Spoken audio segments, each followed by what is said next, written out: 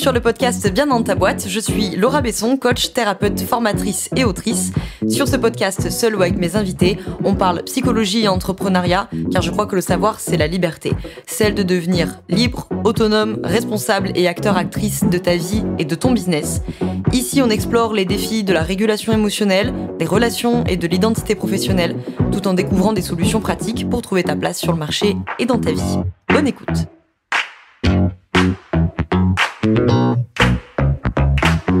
Bonjour à toi, bienvenue dans ce nouvel épisode du podcast Bien dans ta boîte.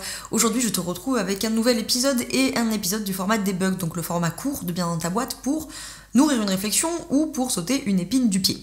Aujourd'hui, on va être un peu plus dans le premier cas, puisque tu l'as vu dans le titre, on va parler des émotions, et j'avais envie de passer ce message d'arrêter de diaboliser les émotions, parce que souvent, on est un peu dans ce truc, ce que j'entends souvent moi en coaching, des bénéficiaires qui me disent qu'ils sont trop émotifs, trop émotionnels, qui sont trop dans l'émotionnel, sous-entendu, je ne prends pas des décisions rationnelles, je suis pas objectif, je ne peux pas prendre de recul parce que je suis dans l'émotion, enfin bref, toujours un peu ce truc de par anticipation, on a peur des émotions qu'on va avoir, quand on fait une relecture a posteriori, on se dit ouais mais là en fait j'ai réagi comme ça parce que j'étais trop dans l'émotion. Bon, il y a toujours un truc, vous avez compris l'idée, qui est un peu diabolisant avec les émotions, qu'elles nous travestissent, qu'elles nous permettent pas de réfléchir normalement, qu'elles nous ont fait réagir d'une certaine manière et qu'en fait aujourd'hui, maintenant, avec le recul, maintenant que j'ai plus de recul, que je suis plus objective, je me dis qu'en fait j'ai réagi par l'émotion, j'aurais pas dû réagir comme ça. Bon, tu as compris de quoi on parle, on est sur ce genre de sujet-là.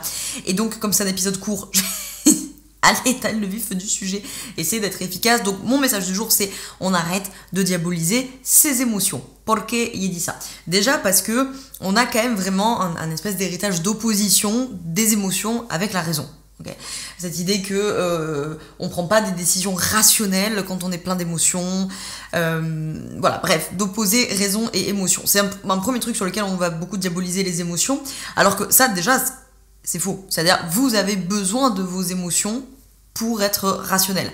En fait, la question c'est qu'est-ce qu'on appelle rationnel, qu'est-ce qu'on appelle raison et de quelles émotions on parle. Mais en fait, il y a évidemment je veux dire, tu t'apprêtes à traverser la route. Okay. Tu t'apprêtes à mettre le pied sur la route. Tu entends le bruit d'un moteur grondant. Tu as peur, tu retires ton pied. Donc c'est bien une émotion qui t'a fait reculer. Tu as eu peur de te faire renverser, qui est un chauffard qui arrive. Donc tu as reculé. C'est évidemment une décision rationnelle. Au vu de la situation, c'était la bonne décision à prendre et c'était évidemment une décision rationnelle. Donc ça n'a pas de sens en fait d'opposer constamment émotion et raison. Vous avez besoin de vos émotions pour être rationnel. La question c'est qu'est-ce que vous appelez rationnel, c'est quoi la définition qu'on met derrière ça et de quelles émotions on parle. Et évidemment tout ça est très contextuel parce qu'il y a plein de contextes où effectivement la peur peut vous amener à prendre des décisions entre guillemets irrationnelles, c'est-à-dire où vous aurez mal évalué le risque. Vous allez être beaucoup trop anxieux ou anxieuse vis-à-vis d'une situation parce que vous sous-estimez votre capacité à réagir dans la situation et vous, parallèlement, vous surestimez les risques de la situation. Mais peut-être que dans un tout autre contexte, ça aurait été une décision tout à fait rationnelle, comme par exemple, j'ai eu peur de me faire renverser, donc j'ai eu peur, donc j'ai reculé. Le deuxième truc que je voulais vous dire, c'était que les émotions, ça guide notre prise de décision. Je vais même aller plus loin que ça, je vous invite à regarder les travaux qui concernent Antonio Damasio, hein, si ça vous intéresse. Les personnes qui ont des lésions cérébrales qui sont en lien avec leurs émotions, ils vont avoir énormément de mal à prendre des décisions. Okay. En fait, votre prise de décision, elle est conditionnée à votre vécu émotionnel. Donc ces émotions, non seulement elles vous empêchent pas d'être rationnel, non seulement vous en avez besoin pour être rationnel, encore une fois ça dépend du contexte, ça dépend d'une même émotion dans un contexte différent, ça mène pas à la même prise de décision, etc. Et quoi qu'il en soit, d'une manière plus globale, vous avez besoin de vos émotions pour prendre des décisions. Donc cette idée que non seulement les émotions feraient prendre de mauvaises décisions parce qu'on serait pas rationnel, ça c'est ce que j'ai dit au point d'avant, et une autre manière de diaboliser les émotions, c'est même de dire que ça empêche de décider. Et donc en fait souvent on dit ça parce qu'on fait référence à des moments où on peut se sentir paralysé par une émotion de peur ou quelque chose comme ça. Mais en fait quand la peur elle te paralyse, et que du coup elle t'empêche de prendre une décision, en fait elle t'a pas empêché de prendre une décision, elle t'a fait prendre la décision qui était celle de ne pas réagir, de ne pas bouger, etc. Donc c'était quand même une décision. Hein. Donc les émotions, ça guide la prise de décision et malheureusement pour les personnes concernées, on le sait bien, les études qui ont été menées sur ces personnes qui ont des lésions cérébrales concernant les émotions, elles vont avoir énormément de mal à prendre des décisions. Pourquoi donc ? Pour mon troisième et dernier point de cet épisode court, c'est que, et j'en ai parlé dans mon livre, pour celles et ceux qui sont team YouTube, je vous le remets sous le nez, pour celles et ceux qui sont en version audio, je vous en répète le titre, Transforme ta vie d'entrepreneur. Pour celles et ceux qui l'ont déjà sous le nez, vous pouvez aller à la page 87, où commence le chapitre sur les émotions. Donc il y a toute une partie sur les émotions, et notamment les 2 premiers chapitres de cette troisième grande partie concernent les besoins qui sont logés derrière les émotions, et les émotions à proprement parler. Donc j'en parle dans mon livre à cet endroit-là, c'est que vos émotions, elles ont une utilité, elles en ont plusieurs, même elles ont plusieurs fonctions, les émotions, hein. Quelque chose qu'on voit beaucoup dans la formation aussi, apprendre à être accompagnant ou accompagnante. Les émotions, ça vient du latin mouvement, ça se met en mouvement pour faire passer un message, c'est quelque chose dont j'ai déjà parlé plein de fois, désolé pour celles et ceux qui m'écoutent régulièrement et qui ont l'impression que je radote, mais on n'apprend pas par la découverte, on apprend par la répétition, alors répétons. Émotion, ça vient du latin mouvement, donc ça se met en mouvement pour faire passer un message. Bon.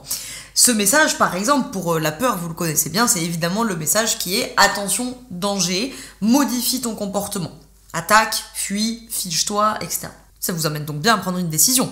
D'accord. La colère, par exemple, le message que va vous faire passer la colère, c'est de mettre à distance ce qui est en train d'envahir votre système de valeurs ou votre territoire psychique, votre espace vital, si je pourrais dire ça comme ça. Okay. Donc, elle vient toquer, entre guillemets, à la porte, la colère, pour dire cette personne en face, j'en ai ras-le-bol, parce qu'elle est en train d'avoir un comportement qui est contraire à mes valeurs ou qui m'intruse. Okay. Cette personne ou cette situation, c'est le cas des situations d'injustice par exemple qui vont souvent me mettre en colère. Okay. Donc ça vous amène bien à prendre une décision, ça vous amène à prendre la décision de poser une limite, ça vous amène à prendre la décision de rompre une relation, ça vous amène à prendre la décision d'intervenir dans une situation d'injustice, etc., etc. La tristesse, elle a pour message, entre guillemets, pour information, de vous dire que la perte est imminente. Et donc elle vous amène, elle aussi, à réagir. La joie, elle a un message à vous dire, c'est tiens, il y a une opportunité à saisir. Bon, bref. On va pas toutes se les faire, vous avez tout ça dans mon livre, page 87, à partir de la page 87 en tout cas. Donc ces émotions, elles sont pas des ennemis à la prise de décision ou à une prise de décision rationnelle ou que sais-je, d'accord ? Quand vous ressentez une joie immense, je sais pas moi, vous êtes en train de discuter pour un projet client, d'accord ? Et le devis, il revient signé, vous avez fait un gros devis, d'accord ? Et il vous le renvoie signé, je valide le devis, vous êtes en joie. Pourquoi vous êtes en joie ? Parce que cette émotion, elle vous dit, il y a une opportunité ici, il faut la saisir. Si vous n'aviez pas cette émotion, eh ben vous seriez devant votre devis, avec un rapport rationnel, comme on dit, hein, c'est-à-dire, oui, bon, bah, ok, j'ai reçu un devis signé, voilà l'information que j'ai. J'ai reçu un devis validé. S'il n'y a pas l'émotion, il vous manque énormément d'informations. C'est l'émotion, c'est la joie qui vous donne l'émotion, qui vous donne l'information, pardon, de dire, j'ai reçu un devis signé, ok, ça c'est les faits. Par-dessus, c'est l'émotion qui vient vous dire, et c'est une bonne nouvelle, parce que ça va répondre à des besoins de sécurité financière, des besoins de performance, ça répond à ma valeur d'ambition, où cet argent va me permettre de payer les vacances en famille, donc ça répond à ma valeur de la famille, de la parentalité, etc. Bref, c'est bien l'émotion de la joie à ce moment-là qui vous donne toutes ces informations. Si vous n'avez pas l'émotion de la joie, vous avez juste une information, c'est-à-dire, oh tiens, je viens de recevoir un devis signé. Point. Le fait qu'il y a une opportunité ici de répondre à des besoins, de répondre à des valeurs, d'améliorer la trésorerie de l'entreprise ou tes conditions de vie ou quoi que ce soit, ça vient bien de l'émotion, de la joie qui vient se mettre sur l'information factuelle d'avoir un devis accepté. Bon, le dernier truc que je voulais dire dans cet épisode, pour que je m'étale pas pendant 25 minutes, c'est un épisode court, c'est également le fait que, évidemment, nos émotions jouent dans nos prises de décision. Alors ça, pour celles et ceux qui ont le livre, vous irez plutôt le voir, page 135, donc c'est plutôt la partie où je parle de la volonté, ou plutôt j'ai même envie de dire de la non-volonté, parce que c'est la partie où j'explique que notre volonté ne sert pas à grand-chose, que c'est vraiment un mythe de l'entrepreneuriat, pas que de l'entrepreneuriat d'ailleurs. Donc pour celles et ceux qui sont sur YouTube, je vous montre la page côté vidéo. Pour ceux qui sont en audio, vous pouvez vous noter quand vous aurez reçu le bouquin, page 135. Pour ceux qui l'ont, vous pouvez aller voir direct. Bon, je fais référence ici à une étude qui a été faite sur des juges pour regarder quel type de décision ils prenaient. Et donc vraiment, quand on prend la justice, on a cette idée que le juge, évidemment, il prend une décision rationnelle. Parce que la loi, c'est la loi. Et donc, évidemment, le cas qu'il a en face de lui, soit c'est conforme à la loi, soit ça l'est pas. Bon, vous vous en doutez, cette étude montre bien que quand on approche, par exemple, de la pause déjeuner, quand il est 11h30, midi, les juges, ils vont pas prendre les mêmes décisions qu'à 8h30 du matin quand ils étaient en pleine possession, quand, entre guillemets, leur jauge d'énergie, elle était pleine, d'accord ? Ils étaient en pleine possession de leurs ressources émotionnelles, cognitives, et donc ils prenaient d'autres décisions. Alors que quand ils vont approcher la fin de journée ou 11h30 midi vers la pause déjeuner, vous allez voir qu'évidemment, ils sont beaucoup plus fatigués, ils ont faim, et donc évidemment ils vont avoir d'autres émotions, et ça va faire baisser cette jauge d'énergie, bien entendu, et donc ces émotions d'agacement, de frustration, quand est-ce que ça s'arrête, j'en ai marre, j'ai envie d'aller manger, vous voyez ces émotions-là, vous connaissez, la frustration, l'agacement, l'impatience, ils trépignent, etc., vont évidemment changer leur décision, d'accord ? Alors que justement on pourrait se dire de toute façon la loi c'est la loi, ça va rien changer. Si, ça va changer leur prise de décision, et le fin mot de l'affaire, c'est qu'en fait ça nous permet de voir qu'ils vont repasser sur leur paramétrage par défaut, comme ils sont fatigués, qu'ils sont pas en pleine possession de leurs ressources parce qu'ils ont faim, ils en ont marre, ils sont fatigués, ils en ont marre d'être assis, etc. Ils vont rebasculer sur leur paramétrage par défaut, et le paramétrage par défaut d'un juge, puisque là il est question de juger des remises en liberté, le paramétrage par défaut du juge c'est de ne pas accorder la remise en liberté dans le doute, et donc on va voir qu'ils seront beaucoup plus prompts à accorder des remises en liberté en début de journée que quand ils commencent à avoir faim et qu'ils sont fatigués, ou dans le doute, ils vont passer sur leur paramétrage par défaut. Donc si, bien sûr que les émotions influent nos prises de décision, tout ça pour dire que stop cette diabolisation des émotions, vous n'êtes pas trop émotif, trop émotionnel, c'est pas de ça dont ça parle. À la limite, ça peut parler du fait que vous êtes fatigué. Bien sûr, parce que si par exemple vous avez beaucoup d'anxiété, c'est évidemment quelque chose qui est épuisant de réfléchir à tout le temps, de tout anticiper, etc. Ça parle d'autre chose. Mais en tout cas, le but de cet épisode, c'était de dédiaboliser ce truc de je peux pas prendre une décision parce que j'ai des émotions, mais vous avez tout le temps des émotions.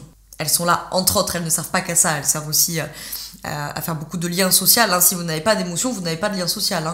Je fais une dernier petit exemple, mais j'en parle plutôt dans la formation Apprendre à être accompagnante de ça, sur la question des émotions, mais passez en revue là votre dernière semaine et essayez de regarder le nombre d'heures, des fois de journées entières, d'heures que vous passez par semaine à parler de vos émotions. À votre mari, votre femme, vos amis, vos associés, vos enfants, vos parents, que sais-je. Nous passons un nombre incalculable d'heures à parler de nos émotions. Et évidemment, les émotions sont fondatrices, c'est culturel. Le vécu émotionnel, il est culturel. C'est pas que dopamine, sérotonine, blablabla dans ta tête, d'accord ? Donc évidemment, c'est fondateur du lien social. C'est ça qui permet aussi de tester l'empathie dans la relation à l'autre, de voir à quel point l'autre il est à l'écoute, à quel point il est empathique. Si tu parles pas de tes émotions, tu n'en sais rien de ça, d'accord ? Donc évidemment, c'est fondateur du lien social, et donc tout ça pour dire, voilà, on arrête la diabolisation des émotions, de se dire que ça sert à rien, que ça pervertit, que ça déconcentre, que ça empêche de prendre des décisions rationnelles ou je ne sais quoi. Tout n'est pas faux là-dedans, sur la question de la déconcentration, puisqu'effectivement, l'émotion, c'est un épisode qui interrompt les activités en cours, mais vous n'êtes pas des machines et vous n'êtes pas des cyborgs. Donc oui, effectivement, il y a affaire avec le vécu émotionnel. Bon ben voilà, c'est tout ce que j'avais à dire pour aujourd'hui, mais je crois que c'est déjà pas mal. Pour un épisode court, il faut que je m'arrête ici. Merci de l'avoir écouté, n'hésite pas à transférer cet épisode si ça peut servir à quelqu'un, et je te retrouve la semaine prochaine dans un autre épisode qui sera un peu plus réflexion de fond. Et d'ici là, eh bien je te souhaite d'être bien dans ta boîte. Ciao, ciao.